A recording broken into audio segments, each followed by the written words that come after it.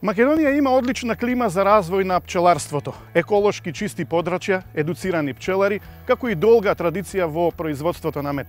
Земјите од Европската Унија се огромни потрошувачи на мед, но само 40% од нив успеваат да ги задоволат сопствените потреби, а додека останатите 60% купуваат или увезуваат мед и тоа од трети земји. Но зошто Македонија не успева да се наметне како извозник на мед во земјите од Европската Унија, ќе дознаете токму денес. Дали поради пониските стандарди на одгледување пчели и производство на мед? Дали поради неусогласените регулативи, недоволно развиените институции за контрола и испитување, или пак затоа што е тешко да се влезе на пазарот на Европската Унија? EU-Farmer овој пат ја консултираше науката која за нашите гледачи помогна да се одговорат овие прашања. Професорката од Земјоделскиот факултет Хрисула Кипријановска за EU-Farmer ги објаснува критериумите потребни за една земја да се најде на овој список, дека мора да се задоволат правилата што ги диктира Европската комисија за заштита на здравјето на потрошувачите.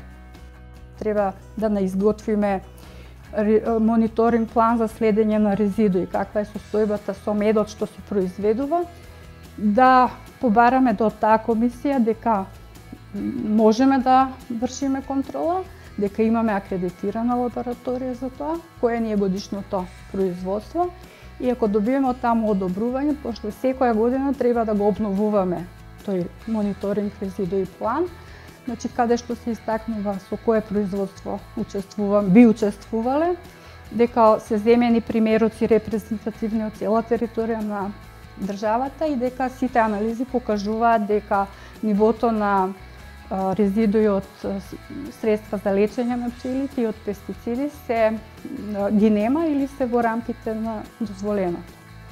За професорот Мишко Христовски од факултетот за ветеринарна медицина, Европската Унија во пчеларството значи стандардизација и безбедност на производите, одгледувањето и сузбивањето на сивата економија. Ова евроинтеграција која што ја збориме секојдневно, од една страна е тешка и ние имаме некакви проблеми што тешко ни иде во тој контекст, меѓутоа придобивките ги гледаме затоа што се апроксиматизираме со законската регулатива и со новините како што е современиот свет, каде што многу порано им постојат подобри организирани области како што е областа на пчеларството и оттаму како да се произведе безбедна храна, па во тој контекст е и новоформираната Агенција за храна и ветеринарство и како да се подобри безбедноста на храната со пратењето нејзино од нивата до трапезата и повременото узоркување и земање на материјали, све со цел да граѓаните, потрошувачите бидат безбедни во исхраната. Факт е дека многу наши производи тешко можат да влезат на европските пазари, а од друга страна, во врска со медот и другите пчелни производи, па имаме обратен случај. Земјите од Европската Унија се снабдуваат со мед и пчелни производи од трети земји, вклучително и ние. Имаме ли стратегија ние да ги освојуваме тие пазари некако, како да каскаме во тој поглед? Каскаме затоа што нашите производители, пчеларите, се уште ги немаат усвоено стандардите што ги поставуваат Европската Унија за во случај на увоз на мед од Македонија. Значи, Агенцијата за храна и ветеринарство, за да издаде документи за извоз, мора да има регистриран објект во Република Македонија, тој објект треба да има имплементирано ХАСАП, тоа све чини доста средства и оттаму нашите пчелари се уште немаат сила да се појават на пазарот. За подобрување на контролата, Агенцијата на храна врши регистрација на пчеларите кои имаат над 35 пчеларници и кои можат да ги користат субвенциите од државата за подобрување на стандардите. Но од витално значење за пчеларите кои сакаат да користат субвенции е дека треба да одговорат на европските стандарди. Пчеларници треба да бидат регистрирани со единствен број, така наречен РБО, Тоа го прават ветеринарните друштва кои што се сегде на теренот и кои каде гравитираат, склучуваат договори со пчеларите, од една страна да ја пратат здравствената состојба на пчелните семејства, од друга страна да се направи ред во хаосот во поглед на пласманот на медот и другите пчелни производи на пазарот. Сега, ако погледнете на пазарот какви етикети, кој продава, како се продава и така натаму, стварно е опасно и критично да човек купува мед, и затоа меѓу постручниот кадар од областа на пчеларството се вели, односно и ние даваме препорака до граѓаните потрошувачите, купувајте мед и други пчелни производи од познати, доверливи личности. Не купувајте мед кој што не е деклариран, кој што не е сертифициран, не е проверен и така натаму. Поради недостатокот од посериозна контрола на производите на индивидуалните пчелари, исто како матичен лекар, граѓаните потрошувачите на мед во Македонија си имаат матичен пчелар. Довербата е веќе стекната, а квалитетот познат, потврдува и професорката Кипријановска. Затоа и кога се набавува мед, потрошувачите си бираат пчелар како матичен доктор, заболекар и така натаму, матичен пчелар на кој му веруваат. Значи се уште кај нас е најзастапена продажбата на мед од куќен праг. Значи секој си има свој пчелар. Се она што се појавува веќе на зелен пазар, во маркети, се јавува сомнеш, бидејќи тука веќе влегуваат прекупци на мед, трговци и така натаму. И ви кажав дека медот како производ е заштитен во регулативите европски, каде постои дефиниција што е мед.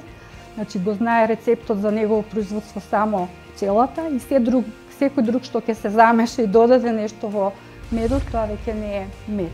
Од друга страна, немаме ни некоја фирма која би откупувала мед. Сега, за да се откупува мед, треба да пчеларот одговора на некакви стандарди. Па и тука фалат стандардите, бидејќи ако се извезува мед од Македонија и во земјата, например, од Европска унија се установи дека во медот има антибиотици, тогаш медот се враќа назад, се уништува нештатно на штета, на терет на производителот. И оттаму е проблематично кој ќе се нафати да откупува мед па да го извезува во Европска унија.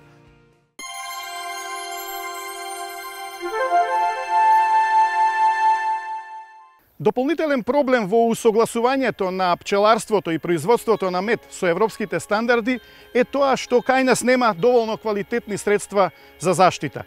Дел од пчеларите кои што се одлучиле за конвенционално производство се уште користат пестициди кои во земјите од Европската унија веќе се одамна исфрлени од употреба. Во Република Македонија се уште немаме регистрирано лекови за болести кај пчелите. Само еден антибиотик кој што сега се регистрира, тоа е фумагелинот или фумидил Б. Меѓутоа другите лекови или помошни лекови субстанции што пчеларите ги употребуваат се снаоѓаат секој на свој начин. Агенцијата за храна и ветеринарство одлучи да ги намали цените за коштање на регистрација на лекови. Узгред, јас сум член на таа комисија, па се надевам дека во скоро време ќе се стави малку ред во тој хаос со лековите за пчели, кои што морам да признам дека идат на црно, се увезуваат од разни држави, пчеларите се наоѓаат на свој начин и така натаму. Христовски, кој долги години се занимава со здравствените проблеми кај македонските пчели, апелира на поголема едукација на пчеларите, воведување на иновации и размена на искуства. Болестите треба да се детектираат и соодветно да се третираат, барем онаму каде што може. Покрај бактериите, паразитите, климатските проблеми, крлежот на земјата и другите најчести болести од кои страдаат пчелите, не треба да ги заборавиме вирусите, кои многу тешко се детектираат. Например, во нашата држава се уште немаме лабораторија за вирусолошко испитување на вируси кај пчели. Таквите техники треба да ги сега усвојуваме. Значи ги има повеќе од 20 видови на вируси кои што ги напаѓаат пчелите. Или со една реченица да кажам дека сложената, односно загадената животна средина, големиот број на еколошки фактори кои негативно делуваат врз животот на пчелите и воопшто во природата, понатака климатските фактори, лошите навики на пчеларите да вршат прихрана на пчелите со шеќерен сируп, да одземат поголема количина на мед, а да го менуваат медот со шеќер. Шеќерот не дава доволно правилна исхрана на пчелите, автоматски имунолошкиот одговор во случај на појава на болести е многу послаб и почнуваат обичните причинители на болести да бидат главни фактори за појава на болестите. Науката повикува на интегриран пристап во заштита на оваа значајна гранка. Неодамнешниот проблем со големиот помор на пчели кој започна во Соединетите Американски држави, а продолжи во Европа, ја вознемири пчеларската јавност и доведе до голема редукција и масовно угинување на пчелните семејства. Причините за оваа агонија на пчелите, која за среќа спласнува, се уште се истражуваат, но веќе може да се издвојат неколку посериозни болести и фактори со кои треба науката да се соочи. Како најголем виновник за ваквата состојба е новата форма на нозема церана во комбинација со крлежот, кој пак, освен што прави директни штети на пчелните семејства, е значен и како вектор на вирусни заболувања. Значи, едно комплексни причини доведуваат до таквата состојба. Се прати ситуацијата, реков за среќа спласнува и најверојатно конечно од тие неколку причини ќе се издвои главната и ќе се даде вистинското име. Сега се уште ова е работен наслов на појавата, значи колон-колон дизордер или ненормално однесување и угинување на пчелните семејства. Сега најновите сознанија во поглед на болестите не однесува во Америка, каде што е пронајдена уште една нова болест, тоа е еден инсект, така наречен мушичка една, Апоцефалус бореалис, која што ги напаѓа пчелите додека се напаша, слетува на нив, несе јајца и пчелите, не знаејќи што им се случува, се враќаат во кошницата. Од јајцата се трансформираат во ларви. Ларвите почнуваат жестоко да ги нервираат пчелите и пчелите така вознемирени не се враќаат во кошницата, остануваат во природата, туку гинуваат и тоа е сега најновиот етиолошки фактор кој што вели дека може би тоа е главната причина за повторно онај синдромот на празна кошница или сисиди или колони колапс дисордер. За среќа, истражувањата на германските научници и експерти за пчеларство уште пред повеќе од 2 децении утврдиле, а во последно време тоа е и широко прифатено, дека на овие простори екзистира автохтона пчела која се разликува од соседните. На територијата на Република Македонија и пошироко во регионот, вклучително Бугарија, Романија, се до Украина и дел од Северна Грција, екзистира автохтон подвид на медоносни пчели, така наречен, именуван и првпат идентификуван од страна на германскиот научник Рутнер во 1988 година Apis mellifera macedonica. Тој подвид на медоносни пчели се разликува од соседните подвидови нормално по голем број на карактеристики. Меѓутоа досега, како резултат на едноличната литература, пчеларска литература, најчесто на територијата на бивша Југославија беше прифатено дека екзистира Apis mellifera carnica или словенската или крајинската пчела. Узунов, чија тесна специјалност е генетиката во пчеларството, вели дека постојано се прават експерименти, истражувања за селекцијата на видовите, да се утврдат најдобрите услови за одгледување на пчелата за да се заштити од исчезнување, како што тоа се има случајно со другите видови животни во Македонија. Разговаравме на местото каде што е поставен експериментален пчеларник, еден од 7 такви поставени низ Македонија, за да се истражи однесувањето на пчелите и матиците. Во пчеларникот има 40 пчелни семејства, од кои што 12 пчелни семејства моментално се под посебен режим на одгледување, значи посебен протокол на одгледување имаме, и посебен протокол на следење и истражување на самите пчелни семејства. Значи тоа се 2 различни работи. Сите пчелни семејства што се во експеримент се стандардизирани во однос на типот на пчелната живеалиште, во однос кога биле формирани биле стандардизирани во однос на големината на пчелното семејство, сите потекнуваат матици од една иста мајка, значи се работи за сестринска група и сите фактори кои што може да влијаат се во најголем дел изедначени и да не кажам идентични. Истражувањето овде, а и на друштвото МАГБИ, кое е дел од меѓународна истражувачка мрежа од Грција до Финска и од Шпанија до Турција, утврдиле дека автохтоната пчела секогаш подобро функционира од увезената. За продолжување на овие испитувања за заштита, селекција и контрола на генетскиот материјал на медоносните пчели, УЗУНОВ спроведува проект со изолација на пчелни семејства на единствениот остров во Македонија, голем град во Преспа. Последните 4 години се вршат интензивни истражувања за контролирано спарување на матиците. Голем град представува единствениот остров во Република Македонија, каде што е исполнети се, да речам, интересно е што е единствен, меѓутоа исполнети се елементарните услови за организирање на островска оплодна станица. Значи, појасот, воден појас од 2 километра до македонската и албанската територија и до грчката територија негде околу 4 километри е доволен да се обезбеди изолираност од други трутови од страна на, значи, од копнениот дел на територијалниот дел. И со тоа се создава една капсула во која што ние можеме да ги контролираме, да го контролираме целиот процес и ги контролираме практички генотиповите кои што ги носиме таму за спарување. За поразвиено пчеларство, подобрувањето на пчелната популација оди преку процесот на селекција, поврзан со производство на матици од селекционирани линии. Затоа, напорите се кон промоција и подигнување на свеста помеѓу пчеларите во однос на активностите за избор, правилен избор на генотипови или линии од кои што ќе се произведуваат новите мајки за следните генерации. Така да воведувањето и регистрирањето на одгледувачки центри, репроцентри за матици е од суштинско значење за подобрувањето на самата популација. Во Македонија засега постои еден репроцентар на матици. Ако не секоја втора година треба да се заменува матицата, а со овој обем на производство на мед потребни се 30.000 матици, смета професорката Кипријановска.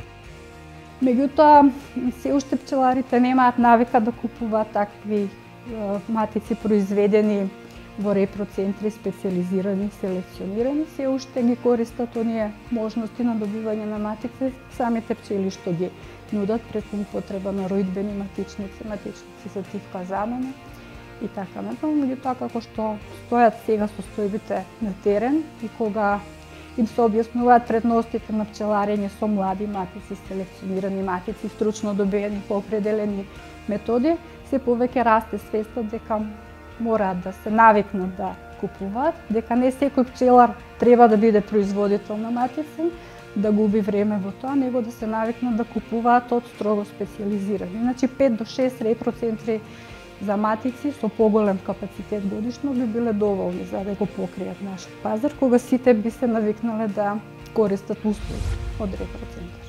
Науката си го прави своето. Се прават напори за нови сознанија и информации за развој на пчеларството.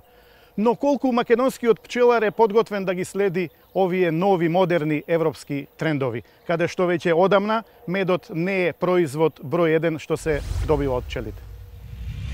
Дериватите од мед изостануваат бидејќи за нивното производство е потребна соодветна технологија, а аспектот на опрашувањето кој во Европа има улога на сервис со економската исплатливост за пчеларите, кај нас не се случува на организиран начин, на ниво на услуга што треба да се плати. Недоволно е застапен кај нас така наречениот опрашувачки сервис, кој што многу функционира во европските земји. Значи, секој поголем производител на било која земјоделска култура користи услуги од пчеларите во смисла на рентање на пчелните семејства за осигурено опрашување кој понатаму води до сигурен и зголемен принос и за сето тоа секој пчелар добива соодветна парична надокнада за секое пчелно семејство. Значи, кај нас тоа не се користи.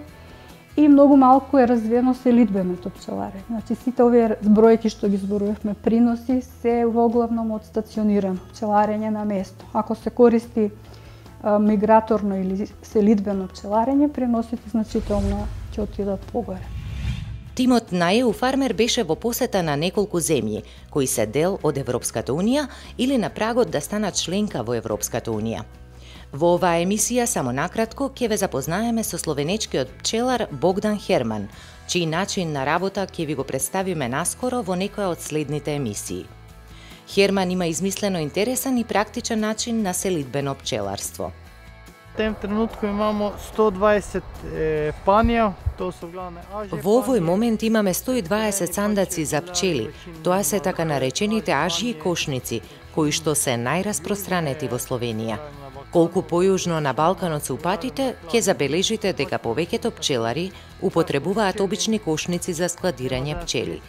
Ние се одлучивме за тој систем уште од самиот почеток и сега нема смисла да го промениме.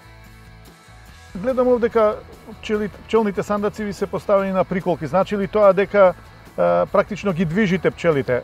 Ја, ми на тем место добиме само... Тука ни беа доделени само 2 паши за пчелите, а за да можеме финансиски да преживееме, тоа е премалку.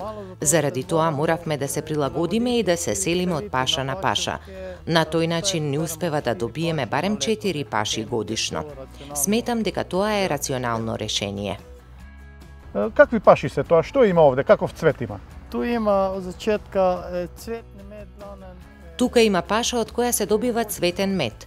Најмногу има овошни дрвја, врби, звончиња, односно најмногу има пролетно цвеќе, а големата паша, која е зависно од наклонетоста на временските услови, се состои од багрем, односно акација. Потоа мораме да се селиме на паша со костен и смрека. За пашата со костен се селиме приближно 80 километри, а за шумската паша потребно е да се преселиме приближно околу 120 километри.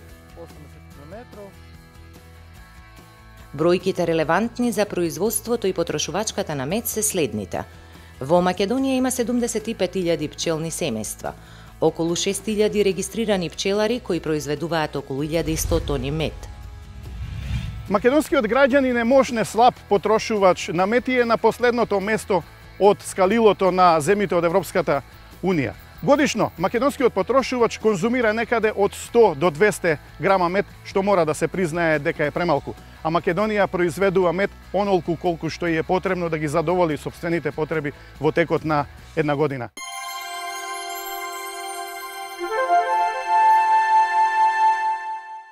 Како дел од информативната кампања ЕУ одблизу, патувачкиот автобус на ЕУ, придружувано од амбасадори на Европската делегација, како и амбасадори од некои членки на Европската Унија и Агенцијата за финансирање на земјоделството и руралниот развој ИПАРД, посетија неколку населени места во нашата земја, каде што целта на посетата беше на граѓаните одблизу и во директна комуникација да и се представат вредностите на Европската Унија. Караванот стигна во Вевчани, каде што беше приреден срдечен пречек организиран од градоначалникот на општината Цветомир Угриновски. Амбасадорот Аиво Орав и министерот за надворешни работи Никола Поповски во училишната зграда ги представија предностите и благодетите што ги уживаат народите од 27 земји членки на Европската Унија, а од 1 јули оваа година истите привилегии, но и обврски ќе ги имаат и граѓаните на Хрватска како 28 членка. Имајќи во предвид дека формирањето на Европската Унија беше многу успешна на самиот почеток на нејзиното формирање, така и многу други земји сакаат да бидат членка на Европската Унија. И значи ова признание е само да кажам, значи уште од тоа време, уште пред 63 години немаше никакви војни на флотот на Европската Унија, токму ова достигнување беше конечно минатата година признано со доделување на Нобеловата награда за мир на Европската Унија.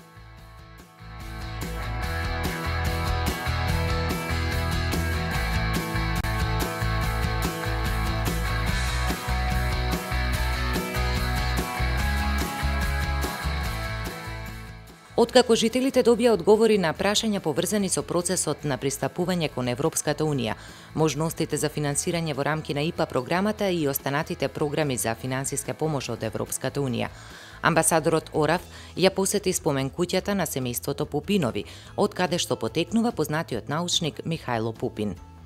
Оваа куќа, изградена во втората половина на 19. век, во традиционален стил типичен за времето, направена од делкани дробени камења со дрвена конструкција меѓу катовита, со помош на 80.000 евра средства од фондовите на Европската Унија, е реконструирана и има модерен изглед, што ги задоволува стандардите за сместување на гости и стратегијата на општината Вевчани за развој на екоселскиот туризам.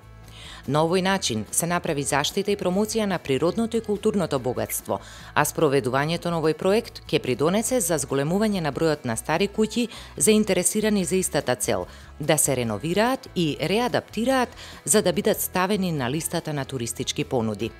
Секако овој проект ќе овозможи отворање и на нови работни места и ќе има рефлексија на финансискиот ефект и во другите сфери. Следната дестинација на караванот на Европската Унија беше гевгелиското село Миравци.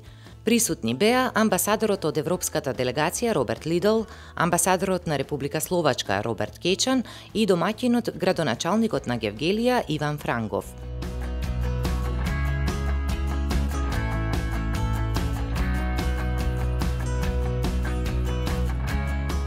Учениците од селото, добро подготвени, на гостите им поставуваа специјални прашања. И така зборувавме денес со дечиња низ кои стадиуми мораше Словачка да се помине, кои се предности. Дури и слушнавме и прашања за буџет на Европска Унија, економски прашања. Тоа значи дечиња не само се интересираат, но веќе многу работи и знаат за Европска Унија. Дојдовме за да се дружиме, за да повеќе се запознаеме, да се доближиме до македонска публика. А сите ученици што точно одговорија на поставените прашања за Европската Унија добија награди, а наградени беа и учениците кои што имаа најдобри цртежи.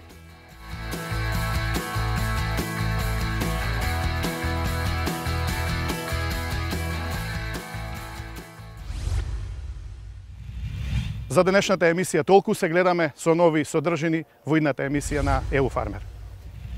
Фармерите во Словенија конкурираат и за европски инвестиции наменети за развој на туризмот. Максималните средства што можат да ги добијат за инвестиција во туризмот се 200.000 евра. А младите кај нив посебно се заинтересирани за помош во фармерството. За само 5 години создадени се 500 нови фарми. Они добио рецимо 15. Тие добиваат 15.000, 25.000, 30.000 евра неповратни средства, за да можат да ја продолжат работата на фармата. А каква кампања треба за нашите земјоделци и фармери да ги користат средствата од ИПАРТ програмата? Мислам дека не само за користење на европските фондови, него таму треба уште поинтензивна кампања да се прави генерално за се.